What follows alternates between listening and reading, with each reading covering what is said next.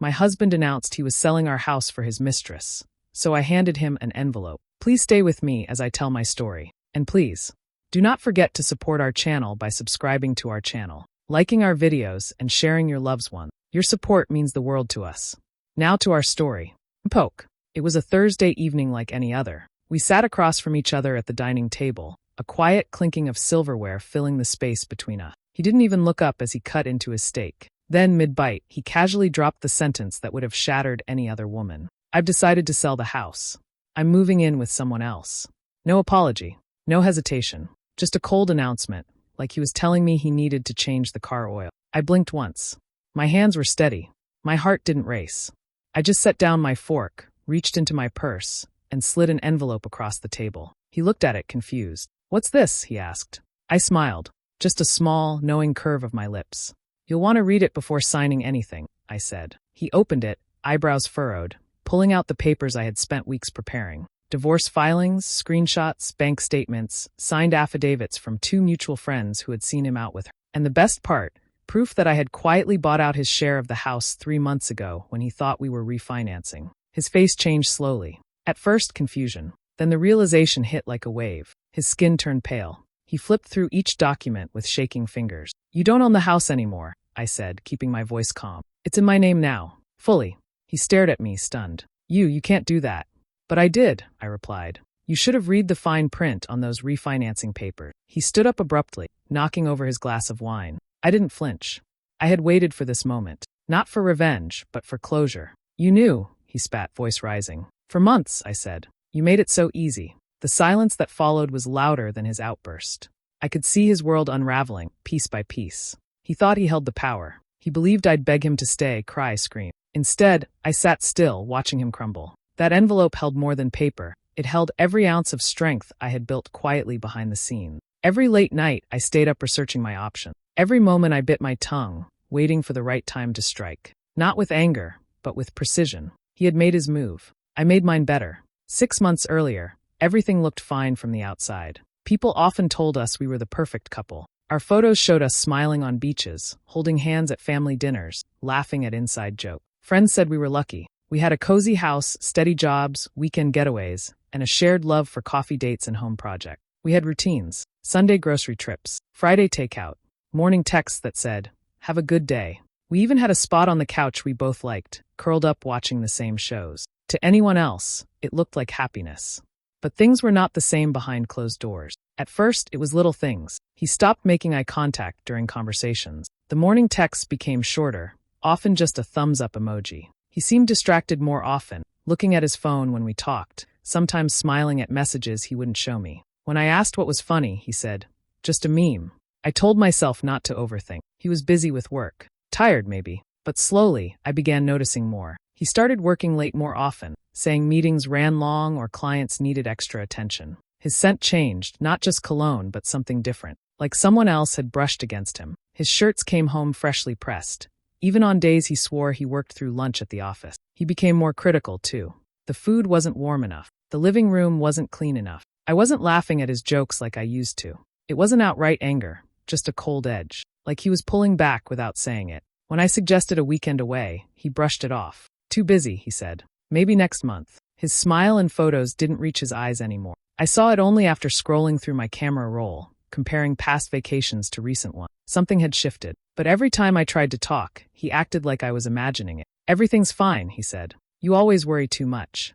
I stopped bringing it up. Instead, I started observing, watching patterns, checking dates, taking quiet notes in my head. I didn't know what I was looking for yet, but I knew something was wrong. We still played the part in front of others. The couple who finished each other's sentences, who brought matching desserts to parties, who held hands during photos. But at home, the warmth was gone. The silences grew longer. He stayed glued to his screen while I read in bed. The space between us wasn't just physical, it was emotional. And it was growing. I wasn't sure if it was me or him or both. But I felt like a stranger in my own life, living beside someone who used to know me better than anyone. I didn't cry. I didn't confront. I paid attention. It started with a receipt in his coat pocket. A dinner for 2 at a restaurant we'd never been to together. The date matched a night he said he worked late. I looked at it for a long time, turning it over in my hand. No mention of a meeting. No client's name. Just a total and a time, 9:42 p.m. I didn't ask. I placed it back where I found it. After that, I began to notice more. A faint voice on the phone when he thought I was asleep. Quiet words, soft laughter. Not work calls. These were different. He whispered like he didn't want to be heard. And when I shifted in bed, pretending to turn over, he'd hang up fast or step into another room. Once, I followed the sound to the hallway. The door was nearly closed. I could hear him saying, "No, she doesn't suspect anything." My heart beat hard, but I stayed quiet. I didn't want to make noise. I wanted him to keep talking. The next day, his phone was locked. A password I didn't know. That was new. He never used to hide it.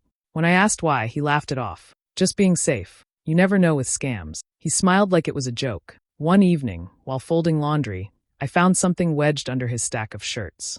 A second phone. Smaller, older, but fully charged. No case. Just a few smudges on the screen. It had messages from someone saved only as A. No photo.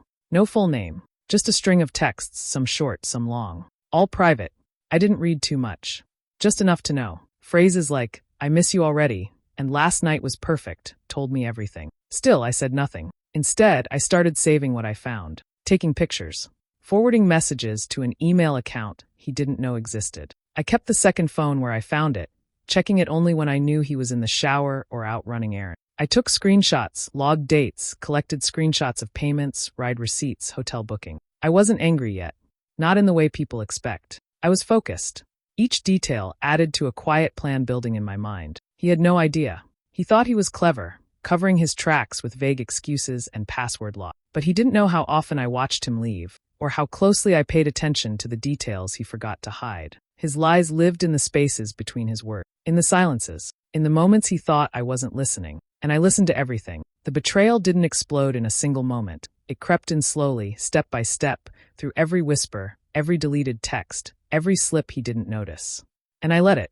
We met for coffee on a quiet Saturday morning. The cafe was nearly empty, soft music playing in the background. I thought it would be a normal catch-up, just two old friends talking about life. But her face was tight, eyes serious. She didn't waste time. "I have to tell you something," she said, looking down at her cup. "It's about him." My stomach turned, but I didn't say anything. I waited. She hesitated, then continued. "He's seeing someone else. And I think you know her." I didn't ask who right away. I let the silence sit between us, the kind that speaks louder than words. She looked up. "It's Lily."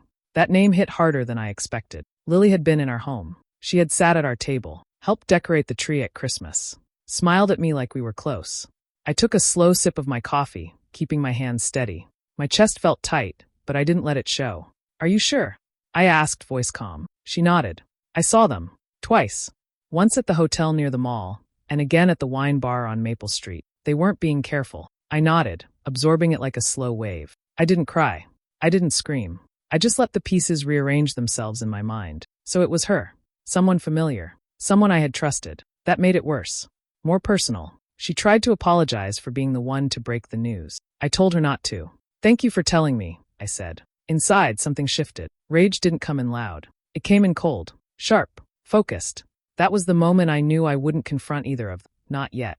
I wouldn't give them the drama they expected. I wouldn't let them feel powerful. I'd let them think I was still in the dark. I pictured all the times Lily had complimented our home, complimented my cooking, the laughs we shared, the way she looked me in the eye like nothing was happening behind my back. Now I knew it was all fake, but I smiled through it. I thanked my friend again, paid for our drinks, and walked out into the cool air. My thoughts were clear. My plan was forming. It wasn't about hurting them back. It was about taking back control. I didn't feel broken. I felt awake. Everything I needed was falling into place. And now I knew who I was dealing with. I booked the appointment on a Wednesday afternoon. Quietly, no questions asked. I told him I had errands to run. He didn't even look up from his phone. The lawyer's office was small, tucked into a building near downtown. The waiting room smelled like old paper and coffee. When my name was called, I walked in with a notebook and a quiet determination. The woman behind the desk greeted me kindly. She asked what brought me in. I told her the truth, without emotion. I wanted to understand my rights. I wanted to know what was mine. She listened carefully, nodding as I explained the situation. I didn't name names. I didn't cry. I kept it simple. When I told her we had refinanced the house a few months earlier, her eyes narrowed slightly. "Did you both sign the paperwork?" she asked. "No," I said. He didn't read it. He trusted me. She smiled, almost to herself, and pulled out a file folder template. "Bring me a copy of those documents," she said. "We'll see exactly how much control you have." I did just that. That night, while he was asleep, I opened our shared drawer, found the folder marked mortgage, and took photos of every page. The next morning, I emailed them to her from a new account. 2 days later, she called me in again. "You have majority ownership," she said. 65%. The rest is under his name, but with a clause. If he tries to sell without your consent, you can block the transaction. I didn't smile, but something inside me settled. We went over everything else. Bank accounts, savings, retirement plans. I had access to most of it. What I didn't have, I could request copies of. She showed me how to freeze joint assets, how to create a new account in my name only. She gave me checklists, contact numbers, and calm confidence. He had no idea what I was doing. While he spent late nights whispering into a second phone, I was opening a new savings account. While he planned weekends with someone else, I was signing papers that gave me the upper hand. I wasn't rushing. I was moving with purpose. Each meeting gave me more control. Each detail she explained made me feel less helpless. I learned what he didn't expect me to know. I made quiet moves behind his back, the same way he had done to me. Only mine were legal. Mine had power. He thought he had made me weak. But all he'd done was wake someone who had stayed silent for too long. This wasn't just about pain anymore. It was about preparation. And I was almost ready. The envelope wasn't fancy. Just a plain white one I picked up in a pack from the store. But what I put inside it would change everything. I started with the divorce papers. My lawyer prepared them exactly how I wanted. No chance for him to argue, no room for delay. Every word was clear and final. The terms were firm, and everything backed by proof. Next came the photos. I didn't need many, just enough. A few screenshots of messages between him and Lily. A blurry photo of them leaving the hotel. Another of them holding hands near the wine bar. All dated, all time-stamped. Then I added the financial logs. Transfers he made from our joint account to his private one. Small amounts at first, then more. He thought I wouldn't notice. I had every transaction printed and highlighted. My lawyer said it would help if he tried to dispute assets in court. The best piece came one evening when he called her while I was in the other room. I used my phone's voice recorder. He spoke freely, confident, bragging even. "I told the bank it was all for home repairs," he said. "They didn't ask questions. We'll have the money for the move soon." It was clear as day. He admitted to lying about loan funds, using our refinance to cover costs for his new life. A short clip, but enough. Last, I included a court-approved restraining order. I had filed for it quietly with the lawyer's help. Not because he had hurt me, but because of the emotional stress, the deceit, and his growing anger when things didn't go his way. My lawyer said it was better to be prepared than sorry. I stacked each item carefully. No extra notes. No dramatic letters. Just facts, proof, law. Then I sealed it. That envelope became more than a collection of papers. It was my voice finally speaking. It was the end of pretending and the start of action. I kept it hidden in a drawer near the front door, behind old receipts and keys we never used. Every time he lied to my face, I thought about it. Every time he came home late or smelled like her perfume, I reminded myself, it's already done. He didn't know what was waiting for him. He believed he had control, that he could walk away from me and take everything. But I had built something stronger. Something he couldn't undo with apologies or excuses. That envelope wasn't loud. It didn't shout or scream. It waited, calm and ready. And when the time was right, it would speak louder than any argument ever could. He sat across from me like he had 100 times before. The table was set, food warm, candles lit. It looked normal. He didn't know this dinner was the end of our script. He cleared his throat halfway through the meal. I didn't look up. I just waited. "I'm selling the house," he said, almost casual. "I've already spoken to someone. I'm moving out. With Lily." There it was. The announcement he thought would crush me. He expected shock. Maybe tears. Maybe a scene. Instead, I reached to the side, pulled out the envelope, and slid it across the table. He blinked, then gave a small laugh. "What's this?"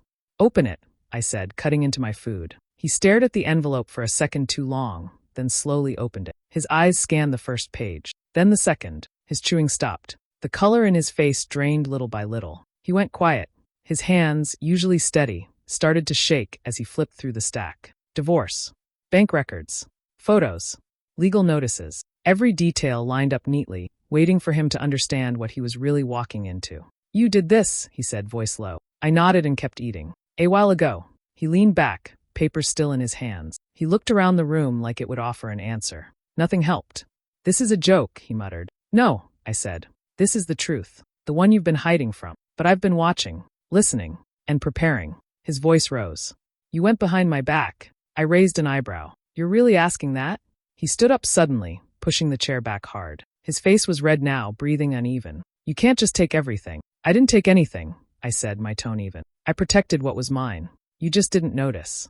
He looked down at the papers again, as if hoping the words would change. They didn't. I stayed seated calm, in control. For once, he was the one scrambling. The envelope lay open on the table between us. Not heavy, but full of weight. He couldn't throw it away. He couldn't ignore it. It was done. You planned this, he whispered. Yes, I said. Carefully. He left the table without another word, holding the envelope like it might burn his fingers. I sat alone, finishing my food in peace. The silence felt good. It wasn't empty. It was full of truth. He thought he had the upper hand. But that night, he learned the difference between playing games and playing smart. And I had never felt more certain. After that night, everything started falling apart. For them, not for me. He left the house the next morning without speaking. He didn't even take his things, just his keys and the envelope. I watched him drive off, calm as ever. That was the last time he walked out of the house thinking he was in control. A few days later, his lawyer called mine. There was panic in his voice. He didn't expect everything to move so fast. But it was too late. My papers were already filed. Our joint accounts were frozen. He couldn't access the money he thought was waiting for him. Then came the fallout on her end. Lily worked for a company that had strict policies about workplace relationships. Turns out, her boss had already been suspicious. My friend, yes, the one who told me the truth, shared the photos I had shown her. No yelling, no public drama. Just a quiet email. She was let go 2 days later. Her job was more than income. It was her status. Her pride. Now she had none of it. I didn't smile when I heard the news. I just sat with the knowledge that actions always lead to consequences. Their friends, our friends, started to choose sides. Most of them chose silence first. But silence speaks. Some unfollowed them online. Some stopped returning their calls. A few sent messages to me, short but kind. We had no idea. Thinking of you. You didn't deserve this. I didn't ask for pity. I didn't need praise. I just watched it all unfold from a distance. Word got around, as it always does. Not because I told everyone, but because truth spreads when people start asking the right question. He looked different in public now, not admired but avoided. People knew. They always do, eventually. One afternoon, I saw Lily at the grocery store. She looked tired. No makeup. Eyes puffy. She saw me but looked away. I walked past her without a word. No anger. No reaction. That was the win. He sent a few texts in the weeks after, trying to explain. It wasn't like that. We were broken before this. I didn't mean for it to happen. I didn't reply. I didn't need to.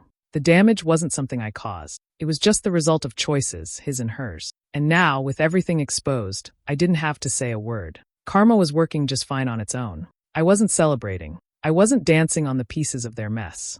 But I was finally standing outside of it. And that was enough. Sunlight came through the window of my new apartment, soft and calm. I sat on the balcony with a warm cup of coffee in my hand. No one was shouting. No one was hiding secrets. Just peace. The place was smaller than the house, but it felt bigger somehow. No heavy silence. No tension hiding in the corners. Every item inside was chosen by me.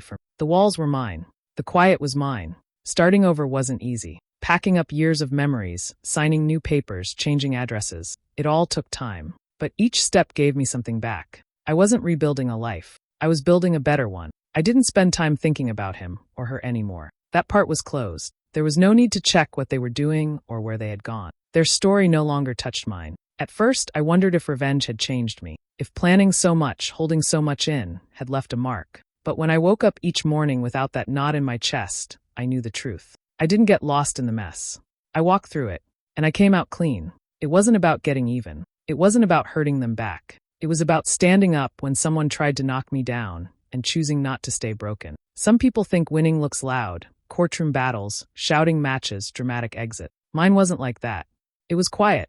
A door gently closing. A name removed from a contract. A life taken back one page at a time. Now, I filled my days with new things. A job I liked. Books I had always meant to read. Walks that cleared my mind. I had dinners with people who made me laugh, not second-guess myself. One morning, I passed by a mirror and saw someone I hadn't seen in a while. A woman with clear eyes, standing tall. She didn't look bitter. She looked free. Sometimes, healing doesn't come with big changes. It shows up in small moments.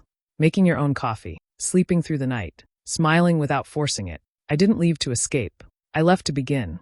And I didn't just begin again. I began better. That's the part they'll never understand. They thought they won because they caused damage. But I won because I turned that damage into something stronger. No revenge could have said that louder. I never told him everything. There was one detail I kept for myself, tucked away like the final piece of a puzzle no one sees coming. It wasn't out of spite. It wasn't even revenge. It was just mine.